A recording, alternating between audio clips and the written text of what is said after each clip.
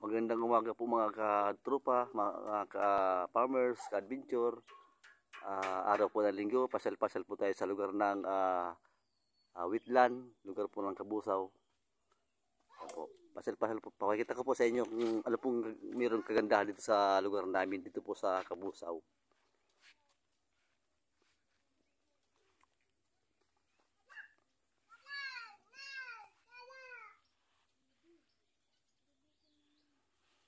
Papasyal po kayo dito, malawak po ang kalsada dito.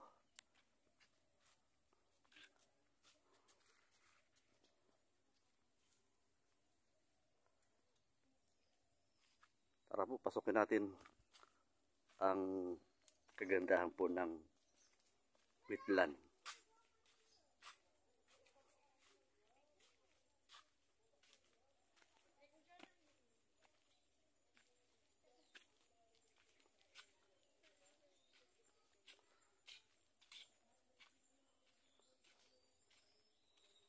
Yan po, Virgin Forest.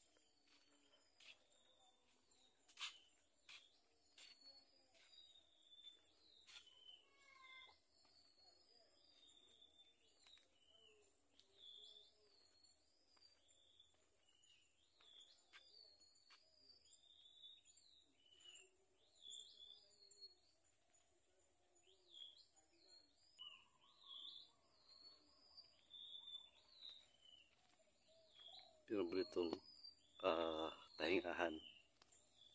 Ular!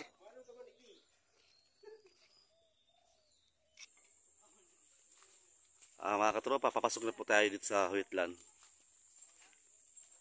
Marami pong steps. Kung mapapansin nyo po mga ka-adventure, ganda po ng mga kahoy dito. Wala pong bawas. Bawal po ang pagbabawas ng mga kahoy dito.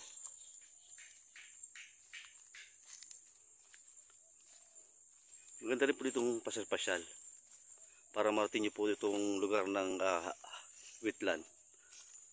Pasyal-pasyal po kayo.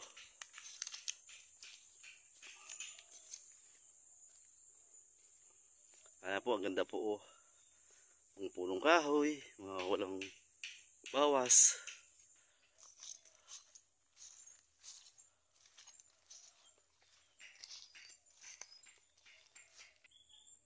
Dito na po tayo sa kalagitnaan ng Wheatland, pasyalan.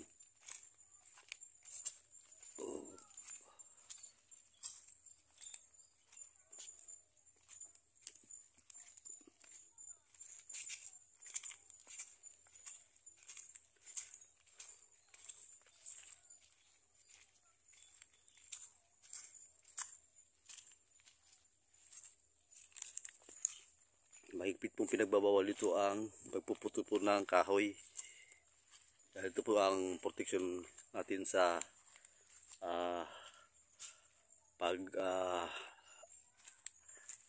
apaw ng dagat. Meron din po dito mga katropa ng pahingahan. Pwede rin pong kainan. Yan po.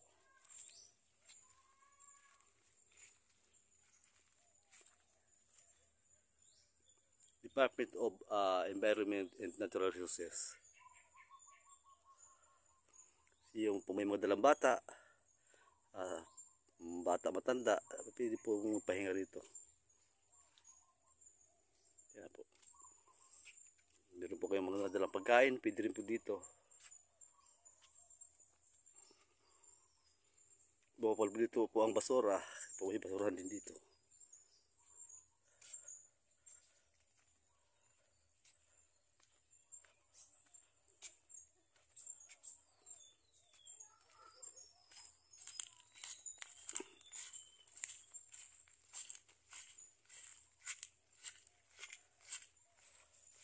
Tatawid tayo ng tulay.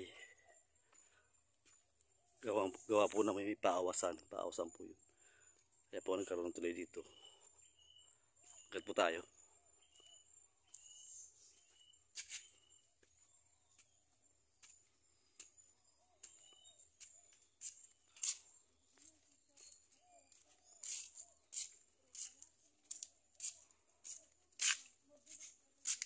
Ito po yung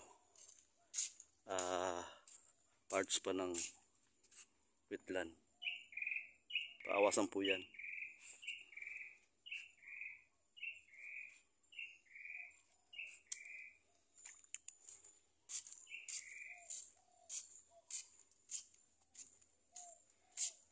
Meron din po yung mga mamasyal.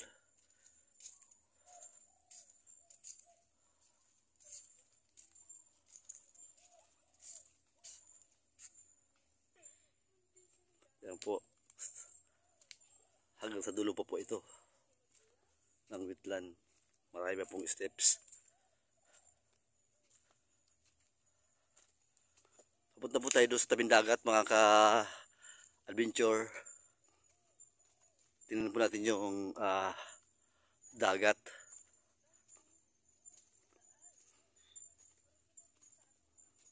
So may mga bata po, ingat po dito at medyo delikado po itong simento. Gawa nga po ng patlang-patlang po ang pagkakagawa ng simento.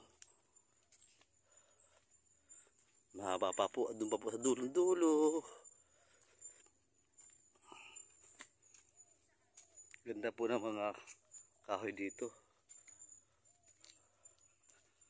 Talagang makikita nyo, mag-i-enjoy kayo sa pagtingin sa mga punong kahoy.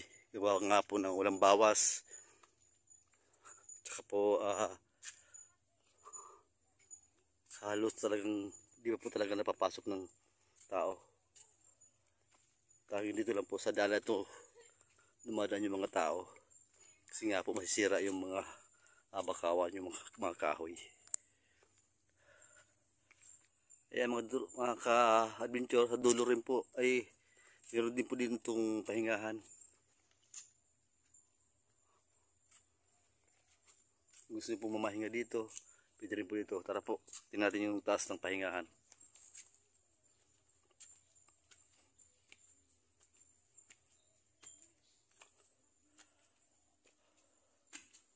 Ayan, malinis din po.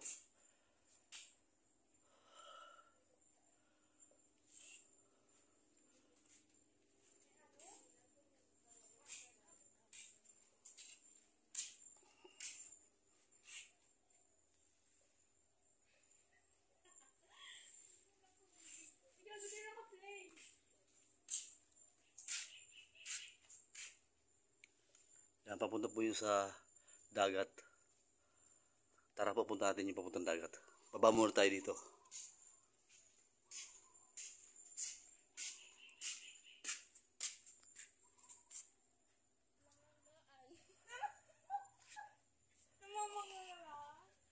Yan. Malapit na po tayo sa tabing dagat.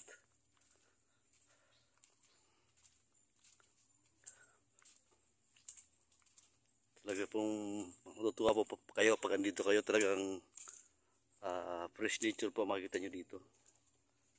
Then papunta po tayo doon sa dagat.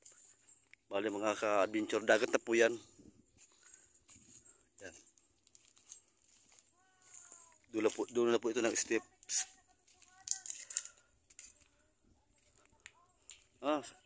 Sarap po ang ihip ng hangin dito. Mahangin na po dito.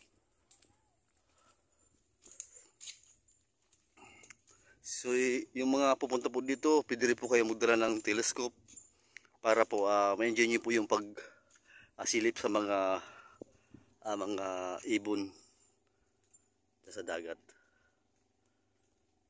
Marami pong ibon dyan.